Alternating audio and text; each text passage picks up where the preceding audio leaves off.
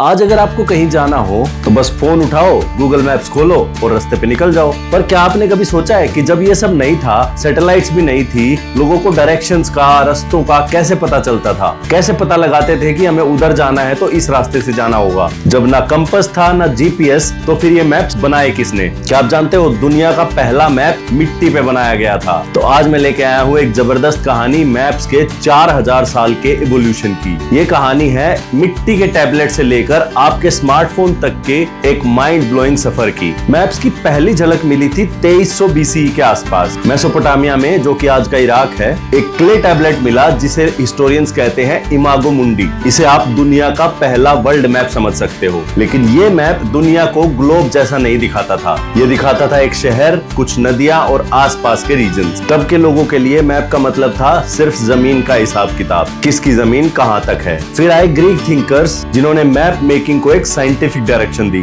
सबसे पहला नाम आता है एनाक्सिमेंडर का, जिन्होंने दुनिया का कंसेप्चुअल मैप बनाया जिसमें अर्थ एक फ्लैट डिस्क जैसा दिखता है। लेकिन असली धमाका किया इराटोस्थीनिस ने। उन्होंने ना सिर्फ अर्थ का सरकमफ्रेंस कैलकुलेट किया, बल्कि पहला मैप बनाया with latitude and longitude lines. और गेस व्हाट कि उनका कैलकुलेशन आज के मॉडर्न मैप से सिर्फ 1% ऑफ था। और ये सब उन्होंने बिना किसी जीपीएस, बिना किसी टेलीस्कोप के सिर्फ शैडोज और धूप से कैलकुलेट किया था। फिर बारी आई टॉलेमी की, जिन्होंने लिखा एक मास्टरपीस जियोग्राफिया। उन्होंने बोला कि दुनिया को एक्यूरेटली दिखाना है तो यूज करो कोऑर्डिनेट सिस्टम। और उनका ये आइडिया आगे चलकर हजारों सालों तक यूरोप के मैप्स को इन्फ्लुएंस करता रहा। जब यूरोप में डार्क एजेस थे, तब इस्लामिक वर्ल्ड बना रहा था दुनिया के सबसे डिटेल्ड मैप। 1154 में आए अल इद्रिसी और उन्होंने बनाया टेबुला रोजरियाना, एक सर्कुलर वर्ल्ड मैप, पूरा डिटेल्ड। उन्होंने एशिया, अफ्रीका और यूरोप को पूरा एक्यूरेटली प्लेस किया था। और ये मैप उन्होंने बनाया था किंग ऑफ सिसिली के लिए। अल इद्रिसी का मैप इतना एडवांस था कि उसको सेंचुरीज तक रेफर किया जाता रहा। नेविगेशन, ट्रेड, ज्योग्राफी सब में इसका यूज होता था।